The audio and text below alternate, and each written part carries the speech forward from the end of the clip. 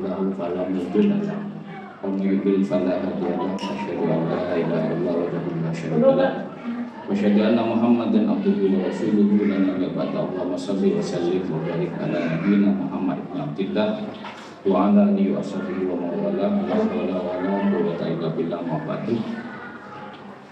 Yang saya hormati jamaah majelis taklim Rafatul Ilmi, alhamdulillah kita seharusnya terus syukur kepada Allah Subhanahu wa taala tanpa bosan, tanpa jemu dalam keadaan apapun, karena sekecil apapun yang kita alami ini merupakan karunia dari Allah Subhanahu wa taala yang memang seharusnya tidak boleh kita ingkari dan harus selalu kita syukuri. Salawat serta salam semoga tercurahkan pada baginda kita Nabi Muhammad SAW yang telah mengajarkan kita secara lahiriah maupun secara batinnya bagaimana kita beribadah kepada Allah, karena pada dasarnya tugas kita, pekerjaan utama kita adalah ibadah. Wa makhlukul jinna wal insa illa liya'budun, tidaklah aku menciptakan jin dan manusia illa, ini bermakna kecuali hanya liya'buduni, hanya menyembah kepadaku. Jadi pekerjaan kita utamanya adalah ibadah, yang lainnya ikut ibadah. Artinya kegiatan kita yang lain ikut ibadah. Nah, dalam ibadah inilah yang kita bahas pada pagi hari ini. Hikmah pertama dari kitab Al-Hikam. Jadi masih hikmah pertama dari kitab Al-Hikam yang sudah saya sampaikan pada pertemuan sebelumnya. Hikmah pertamanya disebutkan di sini min alamatil i'timadi 'alal amali nuqsanur rajai inda wujudi zalali. Tanda-tanda bahwa sikap kita itu bergantung pada amal perbuatan kita. Bergantung pada amal perbuatan kita itu pasti akan terkurangi jika ada masalah. Kalau kita bergantung pada perbuatan kita, jadi bergantung pada perbuatan kita, ini kita bisa ketika mengalami masalah, pasti ada sesuatu yang berkurang dari apa yang kita lakukan. Oleh karena itu, inti dari hikmah yang pertama ini yang saya sampaikan, dalil utama yang diambil dari inti ini adalah surat Al-Anfal ayat 1-5 nantinya, yaitu wa 'ala rabbihim yatawakkalun, hanya kepada Allah. Di sini hanya kepada Allah, yatawakkalun, pasrah semuanya. Pasrah semuanya ini bukan hanya pasrah ke urusan dunia kita, bahkan ibadah kita juga kita pasrah. Bukan ibadah kita minta dinilai Allah, ini maksudnya. Jadi inti dalam hikmah yang pertama ini lebih dari sekedar ikhlas. Kalau ikhlas kita ingin menginginkan penilaian Allah, ini masih kategori ikhlas.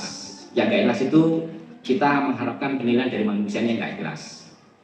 Jadi kalau ikhlas itu selama kita menginginkan penilaian dari Allah, ini ikhlas. Baik itu penilaiannya nanti dari Allah memberikan keselamatan ke kita dan macam-macamnya, ini ikhlas. Tapi ini lebih dari ikhlas. Bagaimana lebih dari ikhlas? Jadi ibadah kita, sholat kita, ibadah kita, setiap perbuatan kita nggak perlu minta penilaian Allah. Apa kata Gusti Allah? Ini namanya pasrah semuanya. Sholat saya diterima ya apa kata Gusti Allah, nggak diterima apa kata Gusti Allah, saya sudah berusaha khusyuk.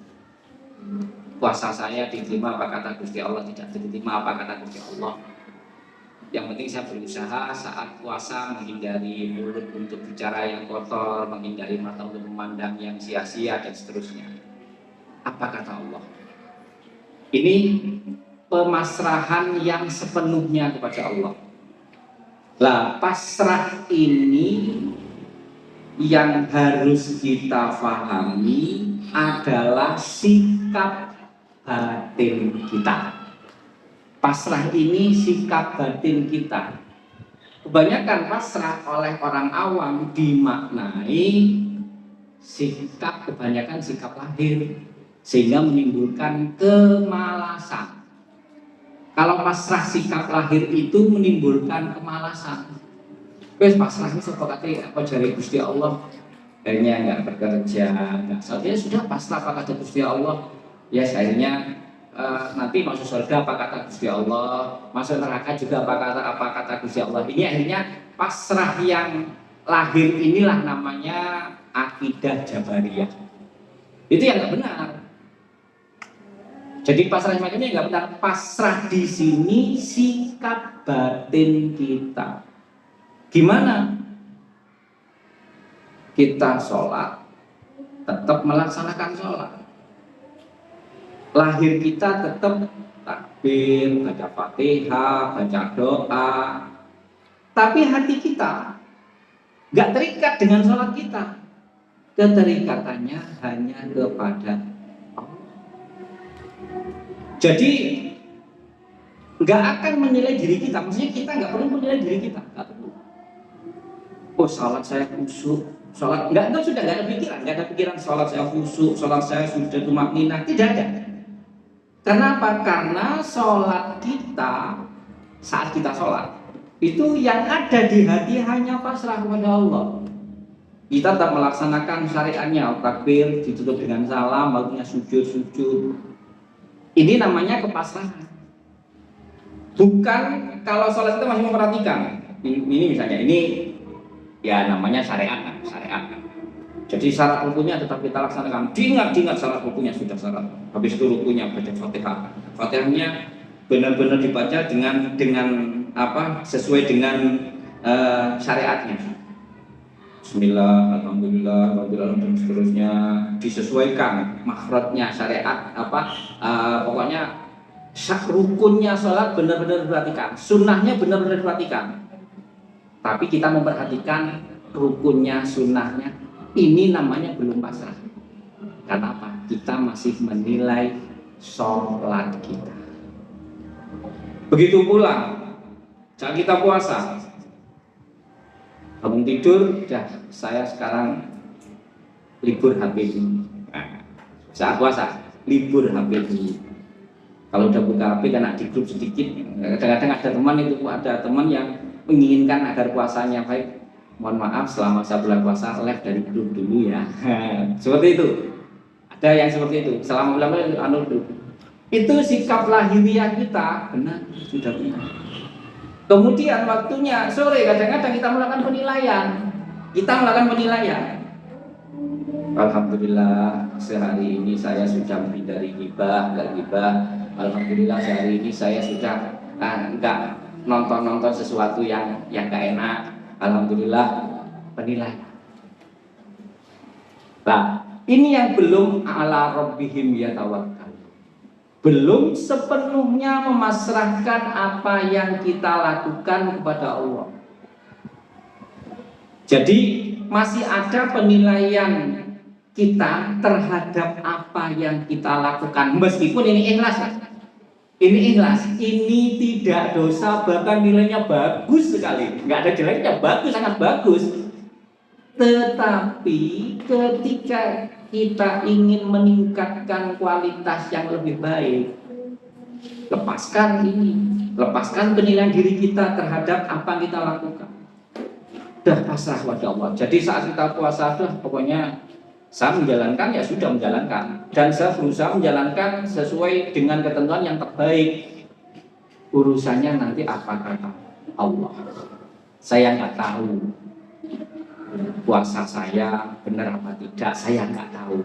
Seolah-olah kita sudah benar-benar bodoh dengan apa yang kita lakukan. Meskipun kita Dengan belajar ngaji, belajar syariat, belajar fikih, bagaimana membenarkan puasa kita, bagaimana agar puasa kita benar, bagaimana agar zakat kita benar, bagaimana agar sholat ibadah kita benar, sebab kita belajar. Tetapi di hati kita ini, ketika kita belajar ini, sudah kita jalani benar, hati kita sambil kita melepaskan hati kita, melepaskan dari keterikatan yang kita lakukan. Yang ada saat sholat bergantung hanya kepada Allah. Makanya kadang-kadang gara-gara kurang keterikatan kepada Allah, kurang bergantung kepada Allah, hanya bergantung kepada amal. Kata Rasulullah, saat kita sholat, setan datang karena kurang bergantung kepada Allah. Udkur hakada wa kada, ini sabda Rasul. Rasul itu sudah menyampaikan jelas di hadisnya. Penyakit orang sholat itu bukan hanya sekarang dialami oleh dulu. Jadi saat setan ketika kita mengawali sepertinya khusyuk sekali. Tapi ketika setan datang, udkur, ingatlah kada wa kada, ingat itu, ingat ini. Itu penyebabnya gara-gara kita kurang bergantung kepada Allah. Jadi itu sudah Rasul menceritakan sendiri itu di hadis di Sahih Muslim, menceritakan sendiri. Jadi sudah, bahkan yang tadinya sebelum sholat lupa, saat sholat ingat. Sebelum sholat di mana kunci? Saat sholat Allahu Akbar, sudah mulai Alhamdulillahirabbil alamin. Oh iya, kunci ada di sana. Itu Rasul sendiri sudah menyabdakan, itu sudah memprediksi keadaan manusia seperti itu. Nah, dengan kita berusaha ala rabbihim yatawakkalun, inilah yang kita lakukan, bagaimana kita memasrahkan sepenuhnya kepada Allah. Nah, kemarin prosesnya untuk bisa seperti ini lewat bertakwa, berbuat baik kepada manusia, sehingga jangan sampai kita menyakiti sedikit pun kepada manusia, siapapun itu sebenarnya. Makanya kan sampai doa di surat Al-Hasyr itu, Rabbana ighfir lana wa li ikhwanina alladziina sabaquna bil iman wa la taj'al fi qulubina ghillan lil ladziina amanu rabbana innaka ra'ufur rahim. Kita kan disunahkan, bahkan diperintahkan berdoa bukan hanya untuk diri sendiri, tapi juga mendoakan orang lain, baik yang masih hidup maupun yang sudah wafat, yang sudah meninggal. Kita mendoakan orang lain. Setelah itu kita minta, setelah kita mendoakan orang lain, agar keterikatan ruh, ikatan batin satu dengan yang lain menjadi baik. Setelah itu, wala taj'al fi qulubina ghillal lil ladzina amanu, supaya hati kita tidak ada unek-unek ke siapapun. Tidak ada unek-unek ke siapapun. Ini doa yang diajarkan di surat Al-Hasyr ayat 10. Doa di surat Al-Hasyr ayat 10. Ini supaya di hati kita tidak ada unek. Ini dengan kita sudah nggak ada unek di manusia, untuk pasrah pada Allah mudah. Tapi kalau masih ada unek-unek itu karena bisa jadi melecehkan orang lain, karena kita merasa lebih baik, itu jadi bagian dari unek-unek. Unek-unek karena kita iri hati ke orang lain, karena kita kurang mendapat kenikmatan seperti orang lain, menjadikan unek-unek. Jadi unek-unek ini sesuatu yang enak. Unek-unek ini sesuatu yang enak kepada orang lain, baik enak karena karena merendahkan, maupun enak karena iri. Ini yang harus kita hilangkan. Maka dengan kita bersih pada orang lain, sikap pasrah kepada Allah mudah. Itu prosesnya dulu. Kemudian taat pada Allah dan Rasulnya, mengikuti syariatnya, dengan ciri jika kita berpikir menggetarkan hati kita. Dengan ciri, kalau sudah kita bisa punya ciri hati kita bergetar saat menyebut nama Allah atau disebut nama Allah, ini bisa memudahkan kita lebih pasrah kepada Allah sebenarnya. Yang kedua, dengan banyak mendengar ayat-ayat Allah yang meningkatkan keimanan kita, otomatis tetap kita baca Al-Quran, sehingga dengan demikian meningkatkan keimanan kita. baru sikap pasrah itu akan muncul. Jadi dimulai dari zikir dan bacaan-bacaan Al-Quran. Ini memunculkan, meningkatkan hati kita untuk memasrahkan kepada Allah sepenuhnya. Hati, pemasrahan itu pemasrahan hati, bukan tubuh kita. Tubuh kita harus tetap bergerak, lisan kita harus tetap berzikir, lisan kita tetap harus berdakwah. Tapi hati hanya pasrah kepada Allah. Bukan hanya sekedar urusan dunia. Apa urusan hidup siapa? Apa kata Allah? Tidak hanya sekedar itu. Kadang-kadang pasrah ini terkesan pada urusan ekonomi, urusan keluarga, urusan ini. Terkesan pada ini.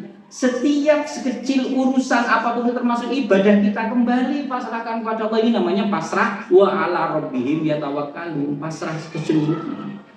Hati kembali, yang pasrah hati. Tubuh tetap bergerak, waktunya bekerja. Hati pasrah kepada Allah.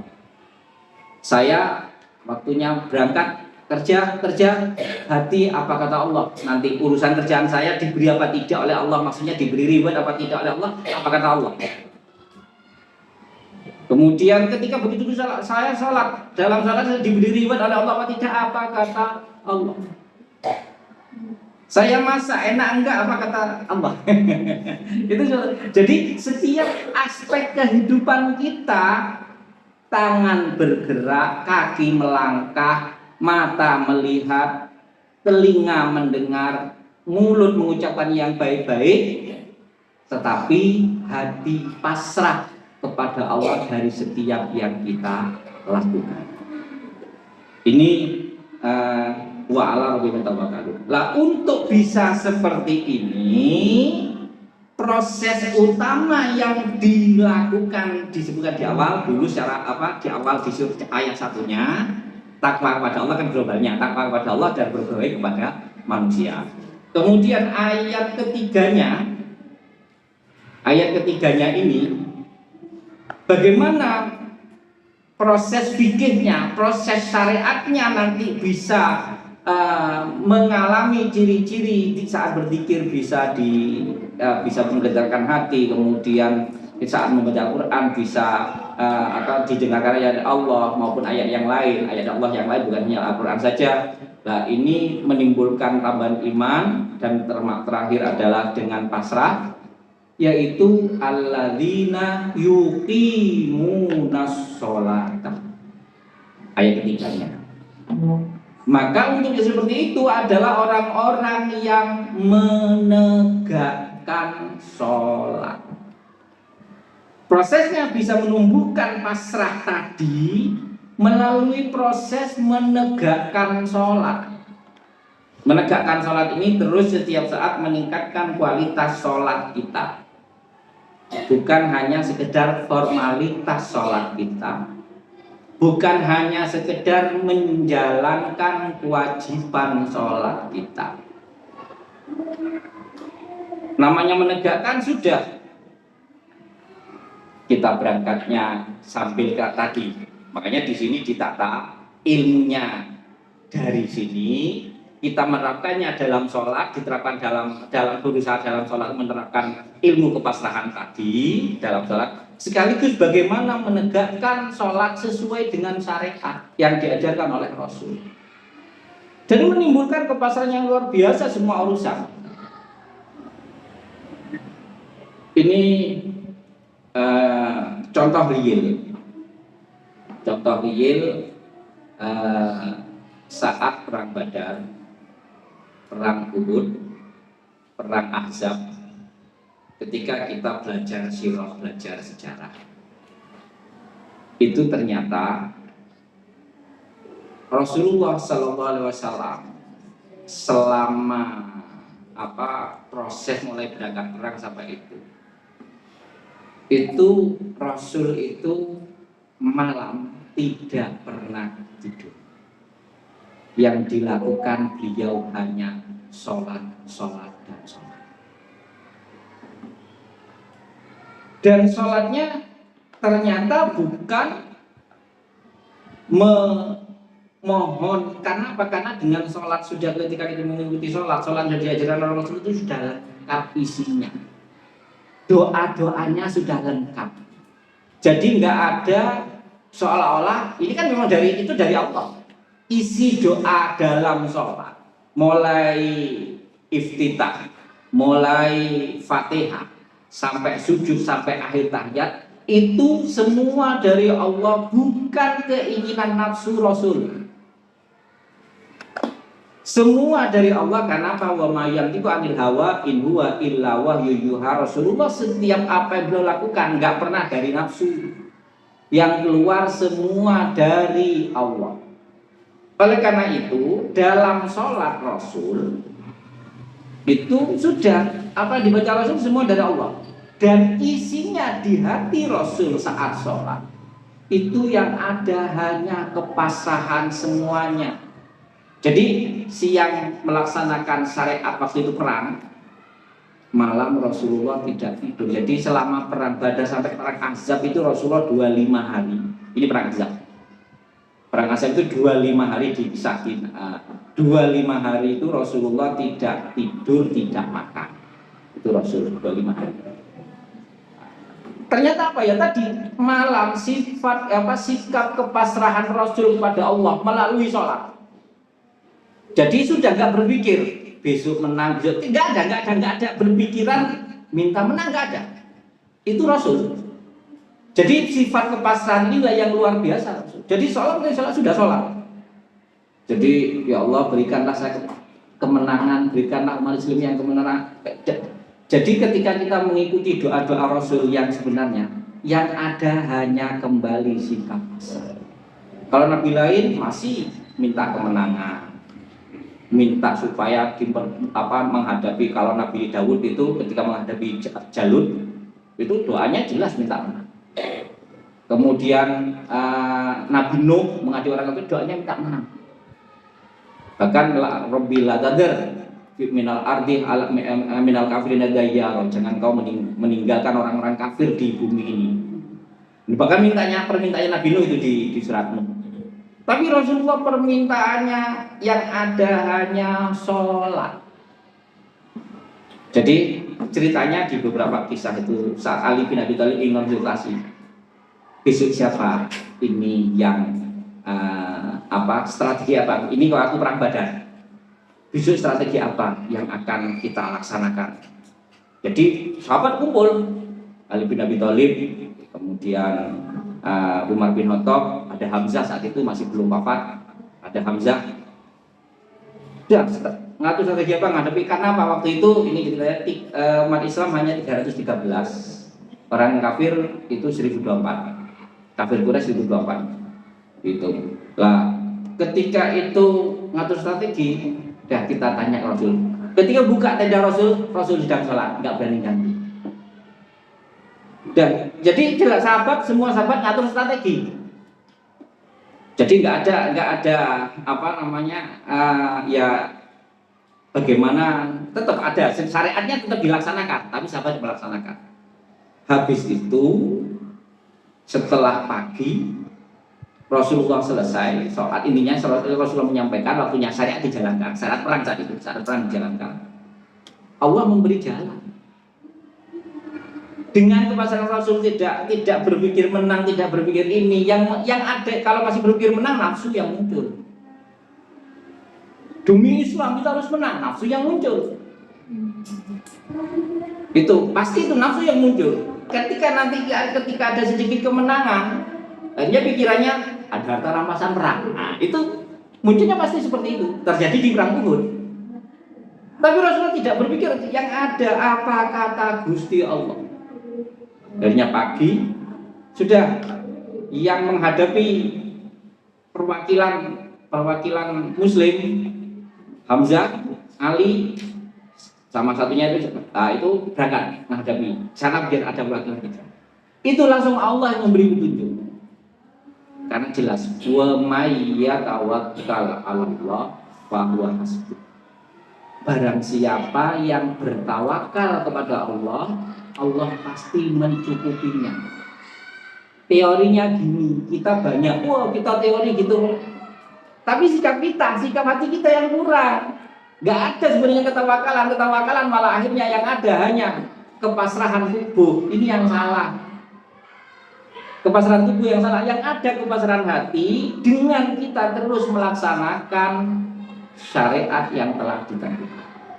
Akhirnya Allah memberikan jalan tanpa kita tersangka-sangka, tanpa kita menyangka jalan itu.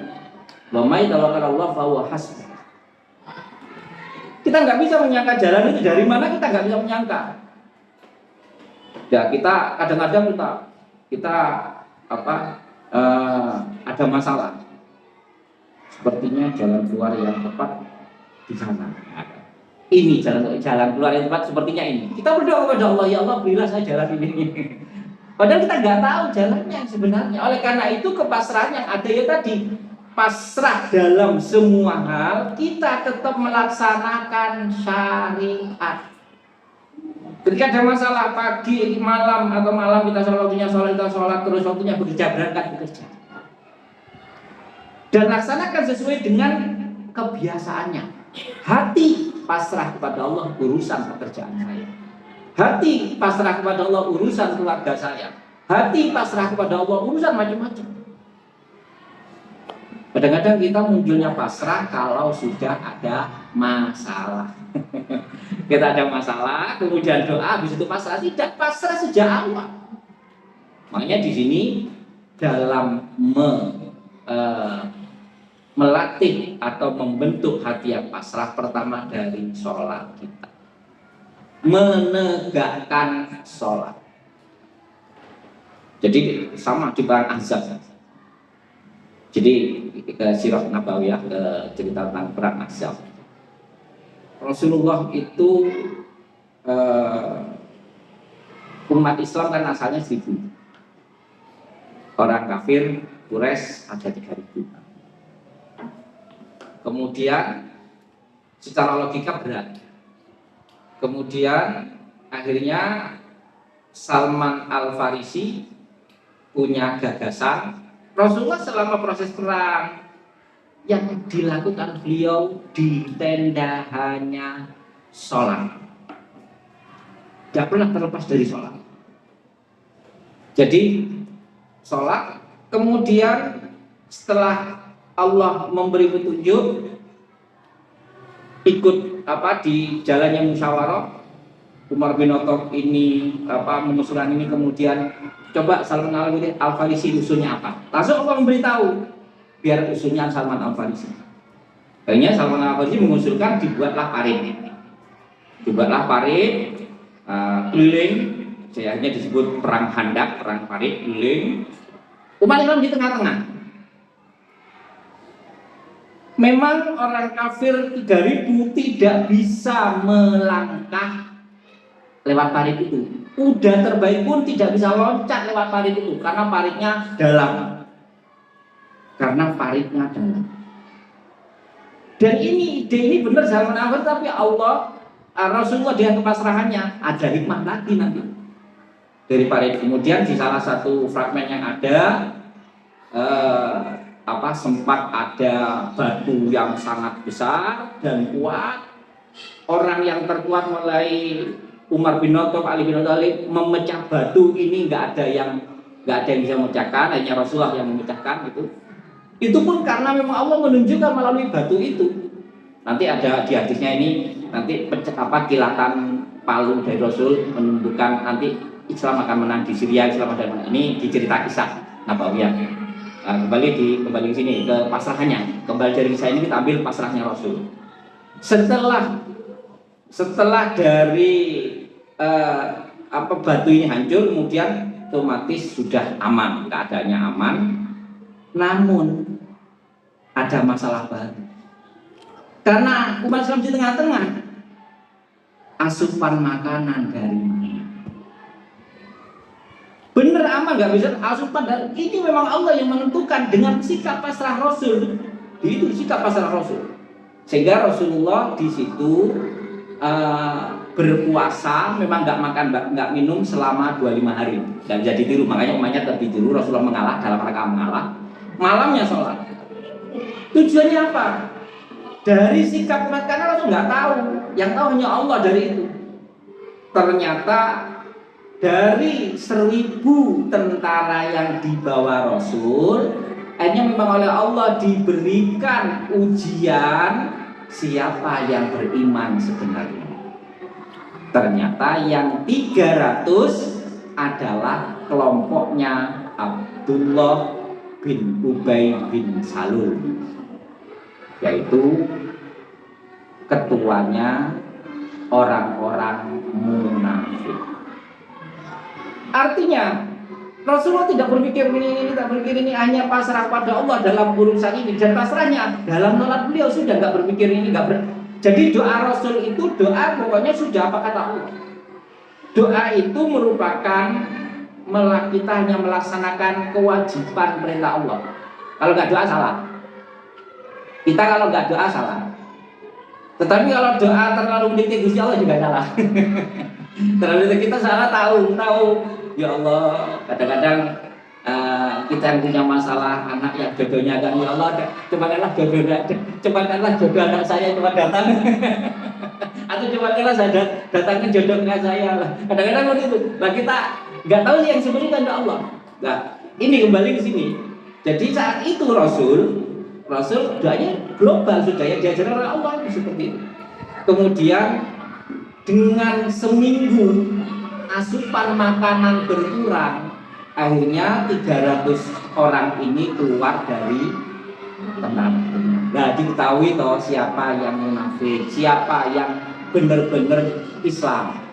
Sudah, jadi 300 ini akhirnya pada langkah selanjutnya bisa dititeni oleh lah ini kekuatan pasrah. Kekuatan pasrah. Jadi musuh dalam selimut akhirnya diketahui.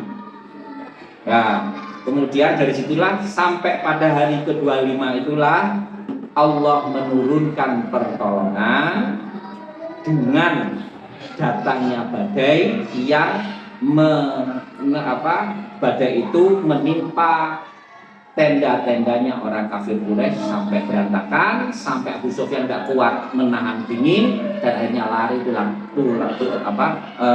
lari semua pulang. Disitulah Allah menyelamatkan.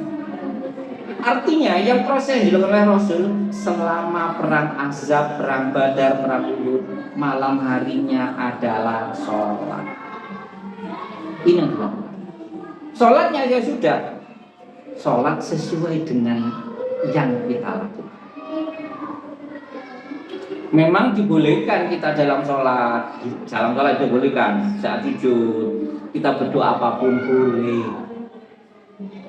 Tetapi seandainya benar sallu kama ra'aitumuni usolli, sholatlah engkau seperti engkau aku sholat.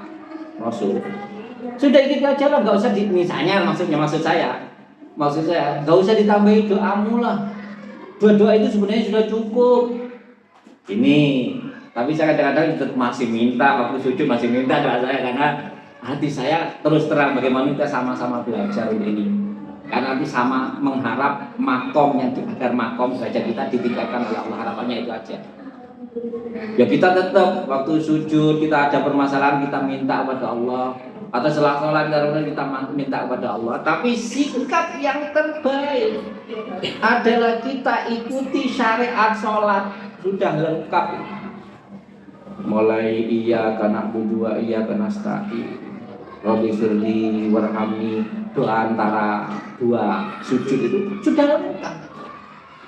Doa sebelum salam, Allahumma inni a'udzubika min adzabil qabri wa min adzabin nar wa min fitnatil mahya, minta selamat dari ujian hidup dan ujian kematian, sudah lengkap.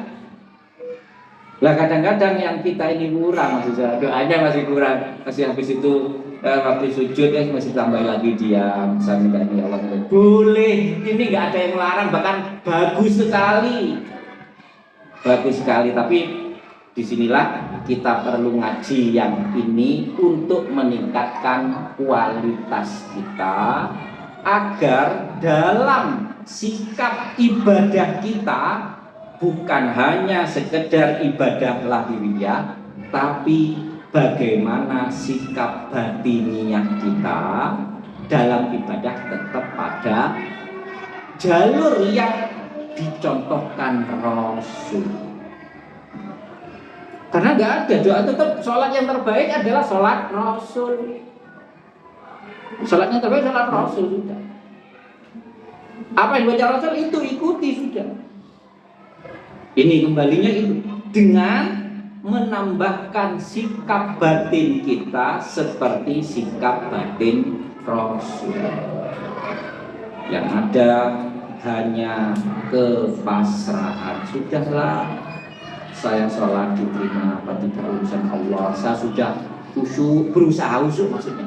Saya sudah berusaha khusyuk, berusaha ikhlas. Bahkan dengan usaha saya mengikuti syariat Rasul, saya berusaha sholat sunnah di rumah agar mengurangi rasa riak di luar. Kita mengusahakan semua, mengusahakan yang dicontohkan oleh kita usahakan semua. Makanya perlu belajar fikih untuk menyempurnakan ibadah kita lahiriah. Belajar ini menyempurnakan ibadah kita batinnya. Lahiriah yang dicontohkan Rasul juga mendukung sikap batin kita. Jadi yuqimunas sholat, menegakkan sholat itu satu hanya ada. Shollu kama ra'aitumuni usolli. Sholatlah kamu seperti engkau melihat aku sholat, sabda Rasul. Dan sudah, itu sholat terbaik Rasul, dan itu kita yang perlu kita tiru. Jadi dalam syariat itu sholat sunnah Rasul paling banyak di rumah. Bahkan kalau Rasul ini gambaran sholat sunnah ya, gambaran sholat sunnah. Bahkan kalau realisasinya kalau masjidnya dekat, misalnya ini dalam rangka meningkatkan menjaga hati kita. Kalau masjidnya dekat, sebaiknya sholat sunnah di rumah. Sholat sunnah qobliyah di rumah, sholat sunnah ba'diyah di rumah. Karena Rasul itu setelah sholat sunnah baru keluar, baru memerintah Bilal suruh iqomah. Begitu pula di sholat-sholat yang lainnya. Banyak sering saya sampaikan, kalau kita ikut Rasulullah sebenarnya sholat tarawih paling banyak ya di rumah. Tapi karena memang zamannya Umar bin Khattab, daripada kena gangguan, apalagi sekarang gangguannya setan gepeng. Gangguannya setan gepeng sudah TV nggak begitu tren lagi, juga gangguannya ini semua. Daripada gangguan itu Umar bin Khattab menyampaikannya, maksudnya untuk umat ya akhirnya dijadikan satu di masjid untuk jamaah. Tapi kalau seandainya nggak masih bisa mengikuti Rasul dengan sholat di rumah, itu lebih baik. Imam Syafi'i setelah ngimami Isya, beliau itu sholat tarawih dengan, karena menghafal Quran ya, sholat tarawih sendiri sambil menghatamkan Al-Quran. Terus ini pertanyaan, ini hubungannya dengan ini juga. Kok bisa sholat tarawih membaca Al-Quran dengan tartil? Pada logikanya Hatam Al-Quran itu kalau kita baca dengan tartil wajarnya 15 jam. Wajarnya 15 jam. Karena biasanya 20 menit itu baru satu juz ya.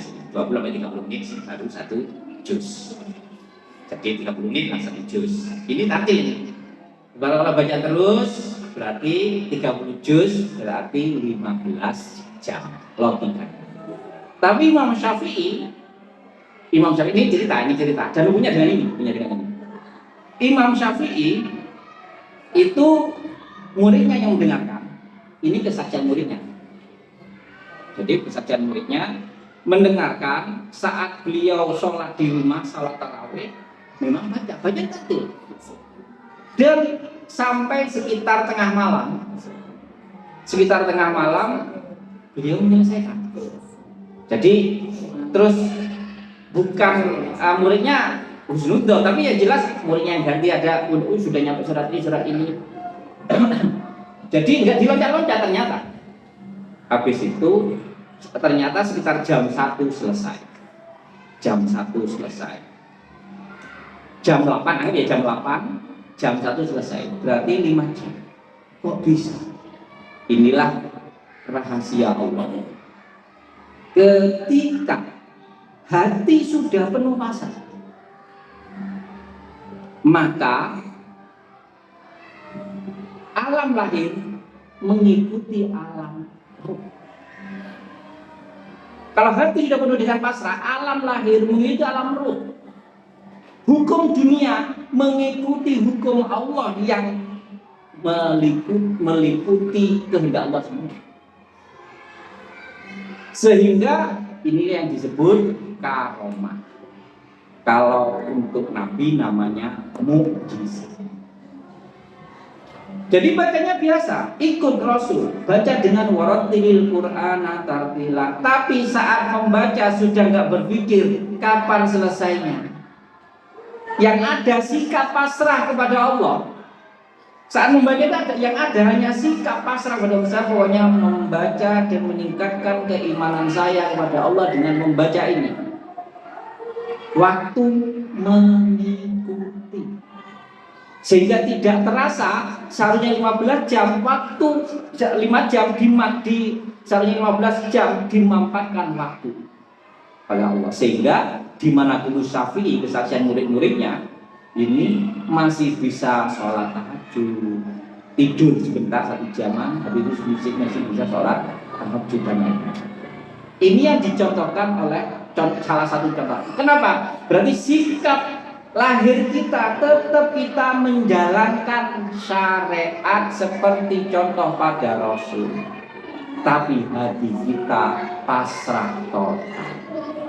Ini dalam kita merealisasikan. Kemudian yuqimunas sholata, tadi menegakkan sholat, mengikuti sholat secara mengikuti Rasul sepenuhnya. Kita berusaha mengikuti Rasul sepenuhnya dalam sikap pasrah kita kepada Allah melalui sholat kita. Kemudian yang selanjutnya wa mimma razaqnahum yunfiqun, memunculkan sikap pasrah juga. Apapun, dalam keadaan apapun kita berusaha membelanjakan apa yang Allah berikan kepada kita. Maksudnya membelanjakan di jalan Allah, maksudnya bukan membelanjakan di mall, membelanjakan di jalan Allah. Kenapa? Memunculkan sikap pasrah pasti. Karena apa? Karena kita masih terikat hukum dunia. Seolah-olah ketika kita tidak melatih dengan membelanjakan ini, kita akan terikat hukum materi terus. Ketergantungan kepada materi menjadi kuat. Akhirnya oleh Allah memunculkan pasrah tadi, diberikan jalan selain kita sholat hubungannya dengan Allah, kita belanjakan apa yang Allah berikan kepada kita. Kalau di surat Ali Imran, fisarro wadorro, di saat senang, maksudnya saat punya uang banyak, wadorro, dan di saat susah, uang tinggal sedikit, tetap kita membelanjakan di jalan Allah. Ali bin Abi Thalib pernah uang tinggal waktu itu tinggal 1 dirham. Kalau dirham banyak, 1 dirham sedikit. Kemudian pagi tiba-tiba ada orang meminta, langsung diberi. Sudah nggak berpikir nanti apa. Jadi udah nggak berpikir nanti makan apa, sudah nggak berpikir. Ini contoh dari Ali bin Abi Thalib. Habis itu putra-putranya yang masih kecil, Hasan Husain waktu itu masih kecil. Setelah itu pagi sudah merebus air dulu untuk sekedar mengganjal perut. Karena habis subuh tadi orang meminta, sudah Allah ini Allah yang memberi, yang menyuruh orang ini datang ke saya, salah gitu bahasanya. Allah yang menyuruh orang ini datang ke saya sehingga saya berikan waktu. Akhirnya saat itu pagi akhirnya untuk beliau Siti Fatimah sama putranya jerang air, masak air dulu. Kemudian sudah nggak berpikir nanti apa-apa ini kemasannya. Makanya Masya Allah, kurun terbaik adalah zaman sahabat. Ya karena memang ini kepasarannya ya milik Rasul. Jam menjelang zuhur Allah memberi rezeki dengan apa? Ada orang memberi hadiah kepada Ali bin Abi Thalib, juga sekaligus memberikan kebenaran manja bila salati falo asyram salihah. Barang siapa datang berkebaikan Allah membalas 10 kali lipatnya.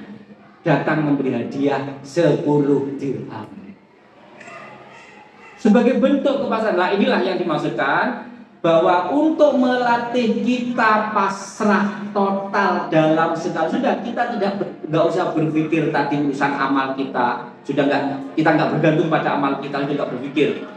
Kalau kita kadang-kadang berpikir, makanya kadang-kadang kalau dulu salah satu tahun 2026 lagi ngetren itu salah satu ustaz nasional memberikan sosialisasi tentang kekuatan sedekah. Nah, kan itu kan kekuatan sedekah. Jadi banyak yang berusaha mencoba, tapi gini, tetap Allah dalam membalasnya nggak semua serta-merta.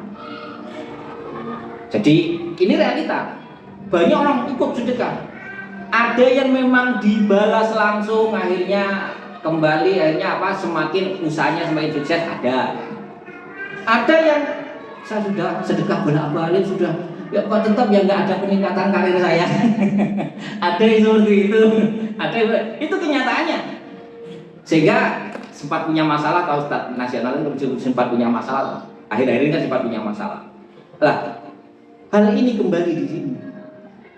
Berarti sikap kepasrahannya kepada Allah dalam bersedekah nggak ada. Yang ada hanya melihat amalnya. Melihat amal kita, bukan riaknya. Bisa jadi nggak riak dalam bersedekah, nggak riak. Karena apa? Mungkin saat orang nggak ada, dia taruh di masjid, nggak ada yang tahu. Atau mungkin saat nyumbang sesuatu lewat rekening NN, biasanya kan gitu kan, nggak ada yang tahu. Dia habis itu nggak bercerita, pernah bercerita. Tapi suatu saat mengeluh, katanya akan dibalas 10 kali lipat kok. Tetap gini-gini aja. Berarti ada ketergantungan kepada amal yang dilakukan. Ada ketergantungan pada amal yang dilakukan. Kurang kepasrahannya pada amalnya, pasrah kepada Allah tentang amalnya kurang. Ketergantungan kepada amal yang dilakukan. Nah, oleh karena itu di sini sholatlah kamu seperti sholat Rasul lahir dan batinnya. Begitu pula ketika kamu mau infak, mau sedekah, memang ini bagian dari untuk memasrahkan sedekah itu kembalikan kepada Allah. Karena banyak yang akhirnya mengalami ikut-ikutan tren sedekah karena seperti itu. Kok karir saya tetap ya? Sering seperti itu banyak. Wah, ini malah saya malah banyak hutang setelah itu. Ada yang gitu, Masya Allah. Ada yang sampai segitu, ada. Nah, dari sinilah kembali, jangan bergantung kepada amal. Bergantunglah, pasrahkanlah semua kepada Allah. Setiap amal yang kita lakukan, hanya Allah yang tahu tentang kualitasnya. Kita hanya memakai standar syariat yang dicontohkan Rasul. Ini dalam kita beramal. Jadi oleh karena itu akhirnya disebutkan di ayat kelimanya, orang seperti ini ulaika humul mu'minuna haqqan. Orang inilah orang yang beriman yang hakiki. Hakikatnya iman ini. Jadi hakikatnya iman itu kepasrahan kepada Allah dalam segala hal, termasuk amal perbuatan kita pasrahkan sepenuhnya kepada Allah tanpa perlu menilai apa yang kita lakukan. Intinya, apalagi dinilai orang lain, kalau dinilai orang lain, minta dinilai orang lain, dosa. Menilai diri sendiri aja ini nggak ada nilainya bagi Allah, kurang nilainya. Sholat saya sudah benar. Makanya kalau sudah akhirnya menilai diri sendiri memunculkan kesombongan. Kalau menilai diri sendiri akhirnya memunculkan iri hati. Dan sholat saya sudah benar ya. Kemudian tahajud saya sudah istiqomah, puasa Senin Kamis saya sudah istiqomah. Kemudian ini pertama ya, ini pertama. Ketika menilai, saya berarti lebih baik dari orang-orang itu. Ketika menilai bergantung pada amal, ini bergantung pada amal. Berarti kita menilai amal kita seperti ini, berarti memunculkan wah saya lebih baik dari orang-orang itu. Ini munculnya awal, sombong. Kedua, saat kita menilai amal kita. Saya sudah bertahun-tahun tahajud. Saya sudah bertahun-tahun puasa sunnah. Saya sudah bertahun-tahun jamaah nggak pernah bolong. Saya sudah bertahun-tahun sedekah pagi. Tapi kok tetap gini ya? Wah, itu penilaian. Gara-gara penilaian kita memunculkan rasa keluhan, memunculkan rasa melihat orang lain yang kebetulan hampir sama dengan kita. Kok dia sukses? Padahal dulu ngajinya bareng sama saya. Ngajinya bareng sama saya. Ikut latihan tahajud dan dia ngomong sebut tahajud. Dia sama saya juga tahajud gak berat. Tapi dia bisa sukses. Muncul iri hati. Karena bergantung pada amal perbuatan kita. Oleh karena itu, apalagi urusan akhirat nanti. Jadi urusan akhirat nanti, ini masih urusan dunia. Urusan dunia memungkinkan seperti itu gara-gara bergantung pada amal. Jadi urusan akhirat ini ada salah satu hadis sahih. Ada seorang ahli ibadah. Digambarkan oleh Rasul dan dia digambarkan oleh Rasul. Buat gambaran kita dalam ramal seperti itu seharusnya ya seperti ini. Jadi ada seseorang beramal yang luar biasa. Sejak dia balik, Allah memang menjaga ya. Allah memang menjaga, itu semua kehendak Allah. Menjaga dia tidak pernah berbuat dosa. Menjaga dia istiqomah dalam beribadah. Sehingga kalau itu nilai ujian 100 perfect, nggak ada salahnya sama sekali. Kemudian pada hari kiamat dan yaumul hisab, bangga saat itu kan. Kalau bangga di dunia, dia memang nggak pernah sombong di dunia, nggak bangga. Ini digambarkan di dunianya nggak pernah sombong karena nggak ada cacatnya. Yang dilakukan itu nggak ada cacatnya, nilainya perfect 100. Sholatnya dilakukan dengan baik, semua dilakukan dengan baik, nggak ada sombongnya, nggak ada irinya, pokoknya perfect. Habis itu di akhirat dia matur kepada Allah, ya Allah, saya selama hidup, jadi dia menerima buku dari tangan kanan dan tidak ada catatan buruk sama sekali, batinnya nggak ada, lahir batinnya nggak ada catatan buruk. Jadi menerima buku dari tangan kanan dengan nilai 100, nilai perfect, luar biasa digambarkan. Habis itu ya Allah, saya telah menerima buku dan amalnya seperti ini. Kemudian dia menyampaikan, adkhilnil jannata bi amali, masukkan saya ke dalam surga dengan prestasi saya ini. Ini masukkan ke saya ke dalam surga dengan prestasi saya ini. Ini di akhirat. Kalau di dunia jelas langsung ditolak amalnya. Di akhirat dengan prestasi saya ini. Kemudian akhirnya Allah memanggil malaikat Jibril sebagai penengah. Sudah sekarang malaikat Jibril dan malaikat pembagi rahmat. Coba dihitung. Jadi coba dihitung orang ini mau masuk surga dengan prestasinya.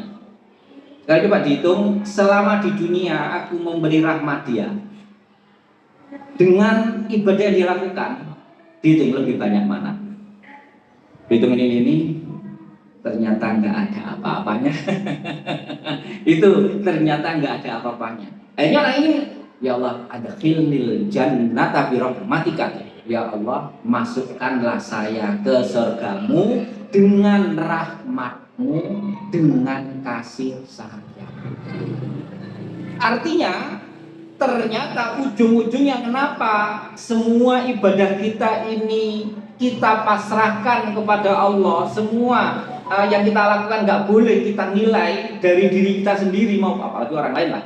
Jadi kita nggak boleh menilai dari apa kita lakukan ini. Semua kembalikan kepada Allah. Sikap kita tetap melakukan ibadah sebaik-baiknya, semaksimal mungkin. Hati kita pasrahkan semua yang ada itu. Tujuannya apa? Agar ternyata hanya ingin mengganti rahmat Allah aja sudah nggak ada apa-apanya. Kita misalnya selama hidup, jadi selama hidup umur 50 atau 70 tahun lah, 70 tahun misalnya, 70 tahun sejak bayi sampai meninggal itu ibadah terus isinya. Atau misalnya nggak ibadah, isinya ganti dengan apa? Misalnya kalimat alhamdulillah sebagai rasa syukur kepada Allah. Satu rasa syukur alhamdulillah terhadap satu nikmat Allah. Ternyata nggak sumber. Alhamdulillah satu kali. Saat kita mengucapkan alhamdulillah satu kali, berapa nikmat Allah yang kita terima di tubuh kita? Saat kita mengucapkan alhamdulillah satu kali, nikmat detak jantung, nikmat aliran darah, nikmat ini masih bisa melihat, nikmat satu kali alhamdulillah sudah jutaan nikmat yang kita terima. Oleh karena itu ibadah kita ketika kita gantungkan dengan ibadah itu diri kita kepada ibadah kita, nggak ada nilainya di sisi Allah. Oleh karena itu maka kembalikan semua yang kita lakukan hanya kepada Allah. Pasrahkan seutuhnya hanya kepada Allah di hati kita, di hati kita. Kembali saya menekankan, pasrah bukan sikap lahir, pasrah adalah sikap batin kita. Ini intisari dari hikmah yang pertama. Semoga dapat memberikan kita untuk bisa lebih dekat dengan Allah, lebih meyakini Allah, dan yang terakhir mengapa tadi sholat dan ibadah, karena itulah nanti yang akan mengantarkan kita punya sikap pasrah.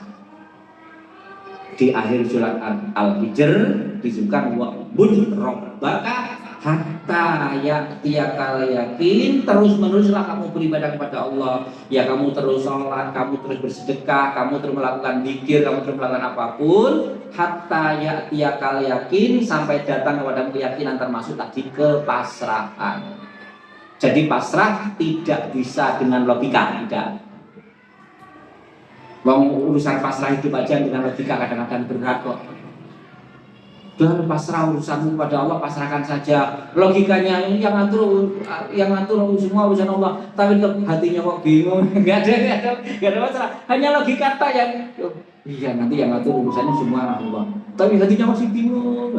Maka bisa memasrahkan diri kita, prosesnya tetap ibadah terus menerus.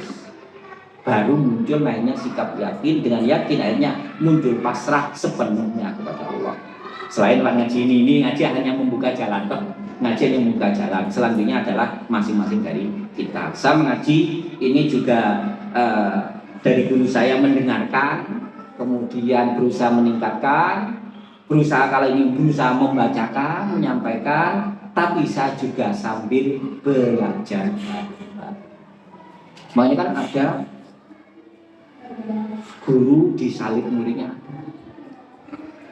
Contoh Uwais Al-Qarni itu berguru pada salah satu sahabat, tapi sahabat nggak pernah berguru pada Rasul, nggak pernah, karena memang beliau oleh Allah diatur seperti itu ya. Tapi malah sahabat kalah statusnya dengan Uwais Al-Qarni, sehingga Uwais Al-Qarni karena nggak pernah bertemu dengan Rasul, meskipun beliau lahir pada zaman Rasul, tetap disebut tabi'in karena nggak pernah bertemu dengan Rasul. Gurunya sahabat kalah. Nah, ini oleh karena itu dari sinilah kita ngaji itu nantinya bareng-bareng untuk bagaimana kita meningkatkan ibadah kita kepada Allah, baik guru maupun muridnya sama-sama bareng-bareng untuk kita mengabdi kepada Allah. Mungkin ini yang saya sampaikan, kita lanjut. Mungkin ada karena memang ngaji batin, ngaji hati itu memang berat dan dalam, kadang-kadang di luar nalar. Semoga yang saya sampaikan bisa dipahami dan mungkin nanti bisa kita lihat pada apa yang ada yang mungkin ditanyakan. Kurang lebihnya maaf. Assalamualaikum warahmatullahi wabarakatuh. Mungkin itu ada yang mau ditanyakan? Monggo. Pak, yang saya ingin juga sholat rumahnya konten wayang dan pas ulangannya. Ya. Mau sujud di sholat, sujud terakhir, sujud mendoakan. Oh ya. Sujud itu bagaimana? Ya. Kan nanti katanya kita harus pasrah. G. Itu bagaimana? Ya, dari kembali kita ke alam kita ya. Kembali kita ke alam kita. Kalau tadi kan alam roh kan gitu, masuk alam roh. Kembali kita ke alam kita. Jadi dalam syariat itu ada sabda Rasul, aqrabu ma yakunu bil abdu huwa sajidun, hadis riwayat Muslim dari Abu Hurairah. Paling dekatnya seorang hamba kepada Tuhannya adalah saat dia bersujud. Kemudian berita Rasul, fa'aksiru, maka perbanyaklah fihi, di dalam sujud itu doa berdoa kepada Allah. Ini dasarnya, dalilnya, kita ikut syariatnya. Masuk ke alam kita. Saya juga ketika punya masalah sama. Bukan setelah sholat, di dalam sholat. Termasuk di sholat, baik sholat wajib maupun sholat sunnah maupun sholat hajat secara khusus. Gimana caranya? Jadi enggak harus sujud terakhir, enggak. Jadi asumsi orang, jadi sujud yang dimaksudkan ajaran sujud itu hanya ada 3. Ajaran sujud hanya ada 3. Pertama, sujud dalam sholat. Yang kedua, sujud saat sujud tilawah. Ketika baca Al-Quran ada ayat sajadah. Kemudian yang ketiga, sujud syukur. Ajaran sujud hanya ada 3. Selain itu nggak ada. Nah, yang dimaksudkan ketika sujud syukur itu berterima kasih pada Allah. Nah, yang dimaksudkan hadis ini dibaca dalam sujudnya sholat. Caranya kan namanya kita sholat itu semua ikut Rasul termasuk bahasanya. Yang kita lafadzkan semuanya adalah bahasa Rasul. Bahasa Rasul ya, bahasa sholat yang kita lafadzkan. Saat kita butuh kepada Allah, kita sujud. Setelah kita baca tasbih, memuji Allah, mungkin ada yang hafal doa-doa maksur salam sujud, mungkin ada yang hafal, tapi paling enggak utamanya tasbih toh. Misalnya tasbih kepada Allah, setelah kita tasbih memuji Allah, disitulah kita berhenti sejenak di hati kita memohon. Kan nggak boleh terlapatkan. Berarti dalam hati. Iya, dalam hati. Saat kita sujud, kan nggak masalahnya. Ketika terlapatkan itulah berarti membatalkan sholat. Terlapatkan kan, sehingga di hati kita memohon apapun. Boleh. Nggak membatalkan, sujudnya lama, nggak membatalkan. Tapi di hati. Kalau yang dilapatkan itu jika ada doa-doa dari Rasul yang maksud. Tapi kalau enggak, di hati untuk curhat kepada Allah. Ini ya. Mungkin ada lagi yang mau tanya, Ibu-ibu? Tidak ada. Ayo Bu, siapa mau tanya? Untuk menuju ke pasrah itu memang agak sulit ya Ustaz? Iya, oh ya. Gimana caranya kita itu bisa ke tahapan itu? Yang pertama yang jelas tadi yang sesuai dengan Al-Anfal, tetap sholat kita terus berusaha kita tingkatkan sebaik-baiknya. Kemudian sama infak, kemudian ini pengalaman ulama karena hubungannya dengan Fatullah dikrom kasiro dasarnya. Ya alladzina amanu dzkurullaha dzikran katsira. Jika Al-Azhar riwayat orang beriman, berzikirlah kepada Allah sebanyak-banyaknya. Kemudian wasabbihu bukrata wa asila, dan bertasbihlah kepada Allah pagi dan sore. Yang pertama, langkah selanjutnya untuk menuju pasangan itu yang jelas zikir pagi dan sore jangan ditinggal. Kemudian yang ketiga, Al-Maksurat itu, Al-Maksurat ya. Al-Maksurat ya bisa. Misalnya nanti minggu depan tak lanjutkan tuh. Ya, Al-Maksurat itu untuk menuju itu. Kemudian ini ulama dalam menerapkan fatwa dzikron kasiro ini berbagai macam untuk menuju sikap kepasrahan batin. Ada yang dengan pakai sabda Rasul Abdul Dzikri la ilaha illallah, paling hitamnya dzikir la ilaha illallah. Jadi la ilaha illallah terus menerus dilafalkan, terutama dalam keadaan di rumah. Ini melatihnya di rumah. La ilaha illallah, la ilaha illallah. Jadi kita nggak usah mengikuti ritme terjemahannya, nggak usah mengikuti ritme kalau ritme terjemahannya kan tiada sesembahan yang patut kecuali hanya Allah, la ilaha illallah. Intinya saat kita la ilaha illallah ya Allah, hanya Engkaulah Tuhanku ya Allah. Intinya di situ, intinya di hati. Hanya Engkaulah sembahanku ya Allah, hanya Engkaulah sembahanku ya Allah.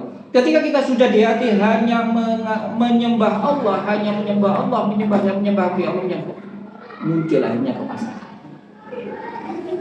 Jadi la ilaha illallah. Jadi makanya ulama melakukan zikir malam, khususnya zikir malam, ini yang dilakukan. Jadi akhirnya la ilaha illallah, la ilaha illallah, sampai hatinya yang ada hanya Allah. La ilaha illallah, la ilaha illallah. Ini ada yang menerapkan ini. Ada yang karena agar tidak terikat. Ada ini beberapa langkah ulama, jejaknya ulama semua, jejaknya ulama. Berdasarkan hadis yang ada, Kemudian ada yang hanya dengan agar tidak terganggu dengan kalimat. Ada yang Allah berzikir ya Allah, ya Allah, ya Allah, ya Allah. Hanya menyebut nama Allah. Karena disebutkan Ismullah Al-Allahu Ismullah A'dzam, disebutkan Allah. Nah, sebutan Allah itu adalah nama Allah yang paling agung. Jadi hanya Allah, ya Allah, ya Allah, ya Allah, ya Allah, ya Allah. Sehingga yang ada hanya Allah. Jadi macam-macam langkah ulama dalam menuju kepasrahan. Tadi dengan latihan la ilaha illallah di malam hari, dipikir sendiri untuk menuju kepasrahan. Ada yang dengan Allah itu. Ada yang dengan pengakuan kelemahan kita. La haula wala quwwata illa billah. Ya Allah, saya memang gak mampu. Pertama, saya memang gak mampu apa-apa ya Allah. Sudah bahkan dalam hidup, bahkan saya saat duduk ini gak mampu apa-apa kalau gak dengan pertolonganmu.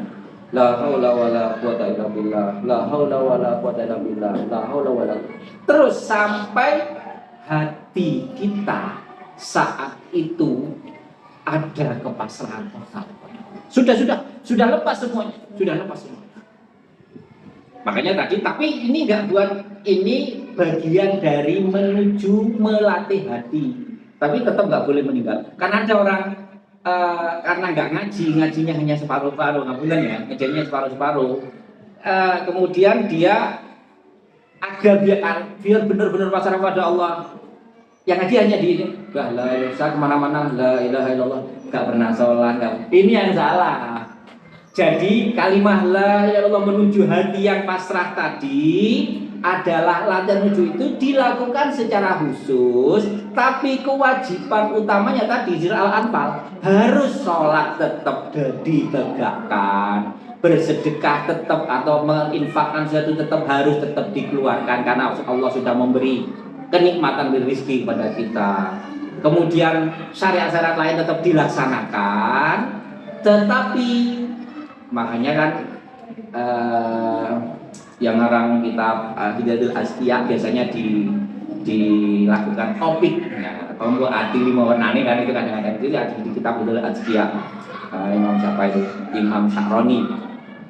Itu kan salah satunya suluknya dia Zikir wengi ingkang suwe, salah satunya kan. Maksudnya di sinilah latihan untuk menuju kepasrahan kepada Allah.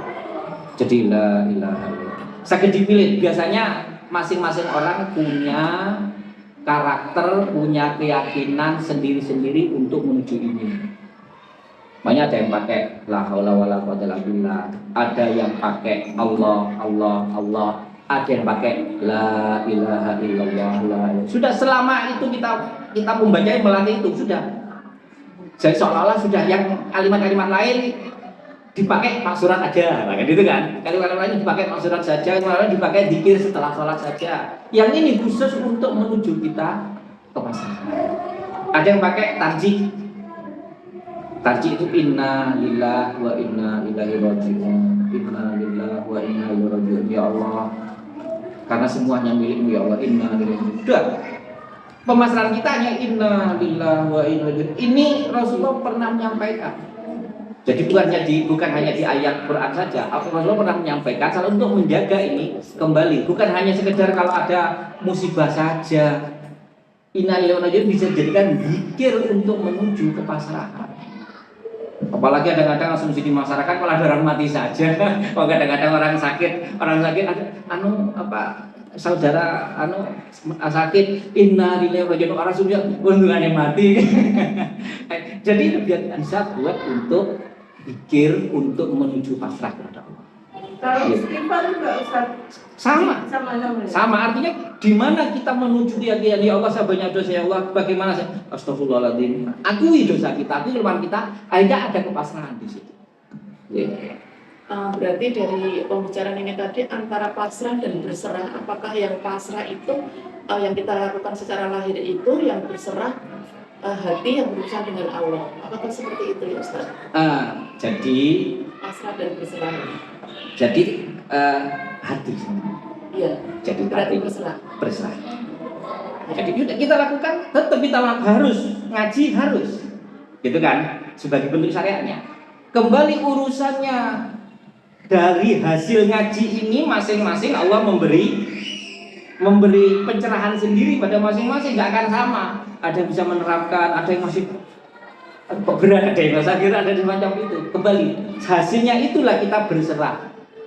Jadi kembali ke hati kita masing-masing lah. Untuk melatihnya inilah salah satunya dengan zikir. Tutup Ustaz dengan doa.